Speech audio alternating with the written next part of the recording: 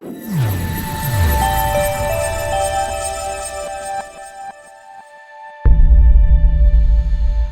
walk around London, and London is filled with beautiful pieces of art and design.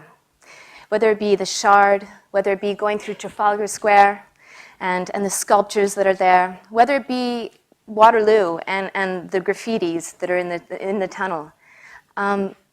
London is a very inspiring place. Now, the kind of public art that I'm mostly interested in is actually public intervention. And what makes public intervention so interesting is that it's all about getting a reaction out of people. It's about making people think. It's about shaking them up a little bit. And hopefully, it's about promoting some kind of change.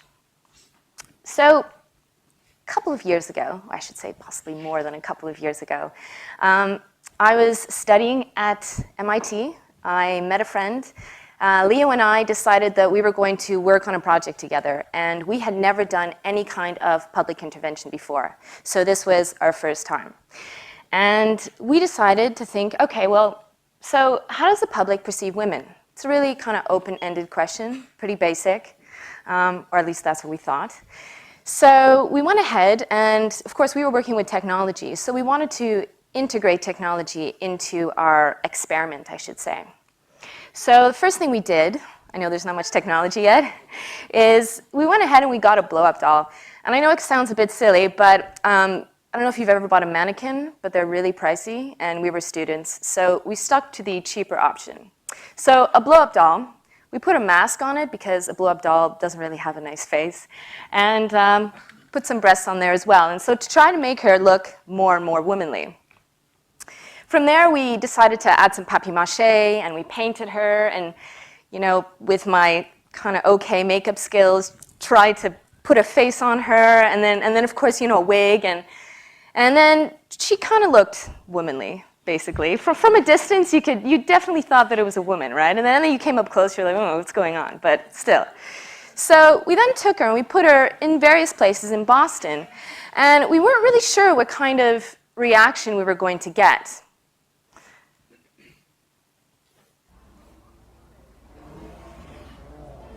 Here's a little bit of that footage. So here I'm carrying Lady Koi, trying to find a location. So you can see she's been getting a lot of attention. Possibly a bit disturbing.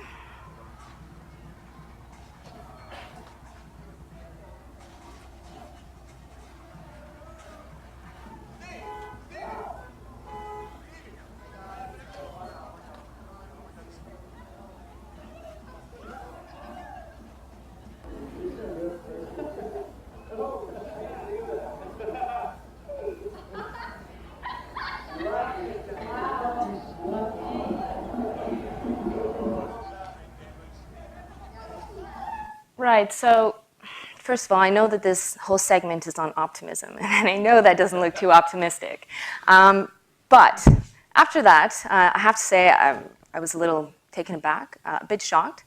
But it was also quite interesting how such an inanimate object, well, basically a blow-up doll with a bunch of papier-mâché on her, could provoke such interesting reactions. So I started thinking about, well, what types of other reactions could objects actually provoke? And could they actually provoke positive reactions? And could people actually start wanting to promote some type of change, or could it actually help people do better, basically? So I really enjoyed my time working with Leo. And I thought, okay, well, you know, I really want to just continue to work with people and learn from people. So I later on eventually moved to London. And I approached this charity. It's called Do the Green Thing. And Do the Green Thing, we're looking at the whole festival problem. And I don't know if any of you are very aware of the festival problem. Basically, people go out, they have a really amazing time, right? And how do we reduce the festival waste? So they have amazing time, and then they kind of leave a lot of their garbage behind. And I mean, I've been to festivals, and yeah, you do have a really great time. And yeah, you do feel uber hungover, and you really don't want to take that tent down. You don't remember how you put it up, and you don't want to take it down again, right? So we thought, well, how do you design for really, really hungover festival goers? So I just kind of scratched my head and thought, well, honestly, I just don't want to do anything. So we thought, okay, well, if that's the case, what if we designed a tent that biodegraded? So you didn't have to do anything. So keep in mind, I hadn't been in the country very long, and I got sent up to, it was Scotland, it was the festival up in Scotland, and the weather in Scotland in July, for those of you who haven't been, is not as warm as London, okay? So I was there with the biodegradable tent, and the tent was made of cardboard. So this is a prototype. It was embedded with seeds, and the idea was that when it did biodegrade, then it would then grow back. So not the tent itself, of course, but grass would grow back, and so the area would actually become beautiful again. And so we worked on this tent, and we set it up, and a lot of people got interested, and it was all about getting feedback, and it was all about, asking people, would you use this? And, well, do I have to take it back at the end? No, you don't. Oh, well, yeah, of course I'll use it. Absolutely. Oh, great. So more and more people were interested in this project. So we thought, well, can we actually get this manufactured? I mean, is this something that we could, possibly sell? So we decided to actually look into it. And as it turns out, the amount of energy that it takes to manufacture a biodegradable tent just doesn't justify its use. And this is it's a really interesting point, because also an interesting point in my career where, I think many of us, we make a lot of mistakes.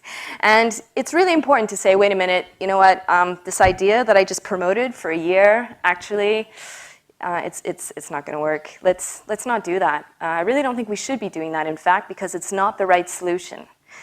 So, 2.0.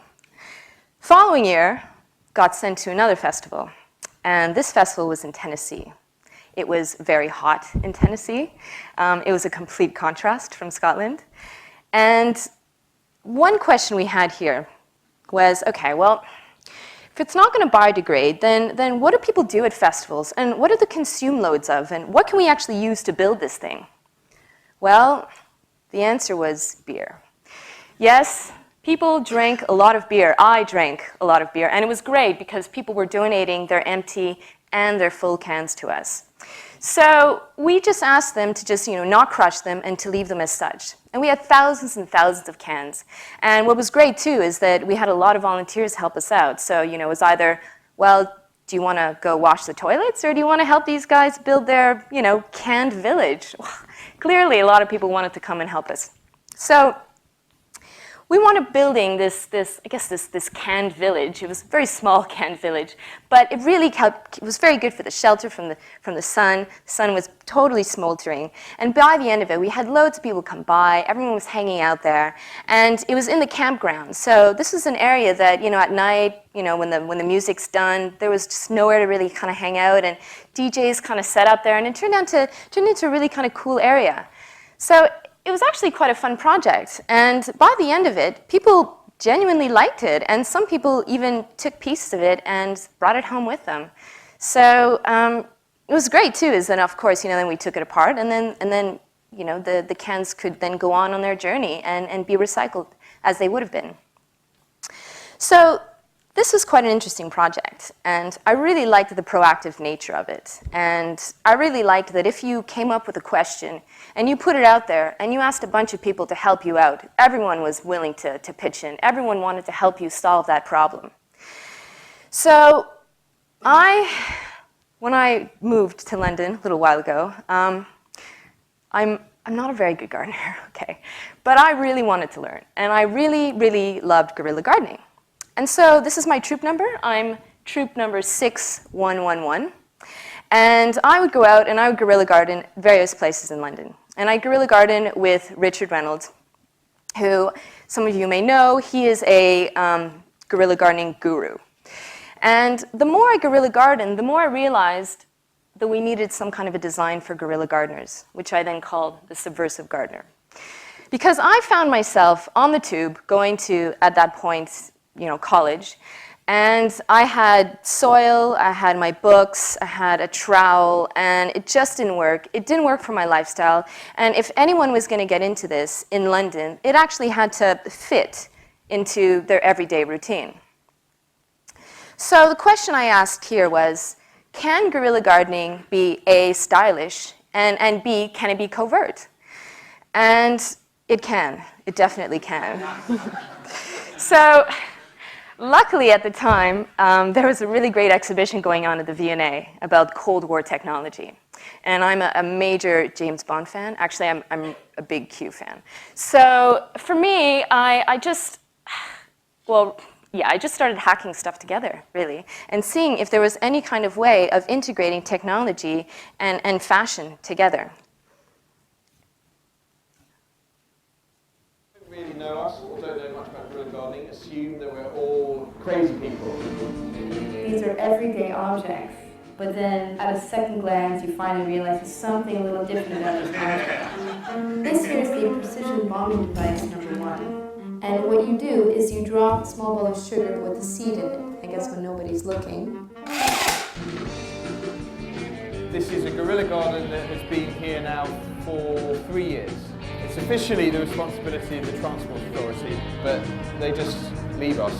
I guess they assume someone else in their department is doing it for them.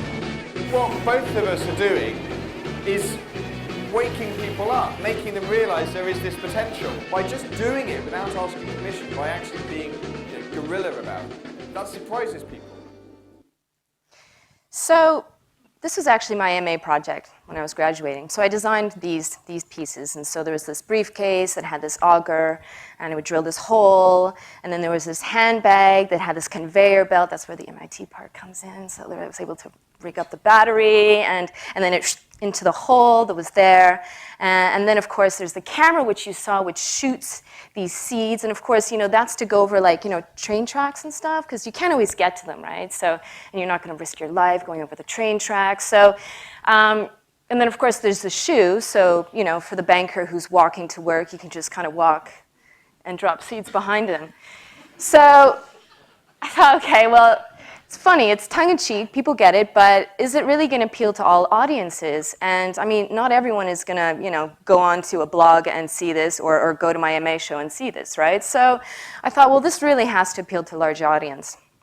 And that's when we started looking at seed pills. And seed pills are, well, they're like seed bombs, really, but they're just not so messy. So they're little vegetarian capsules, and you add soil and seeds, and then really all you do is, you just drop them where you feel is needed, really. So it's neglected areas, and it's like well, yeah, I mean, it's like I said, a seed bomb. So you just walk and drop, and that's it. And no one needs to know. It can be just as covert as all the other tools, I promise.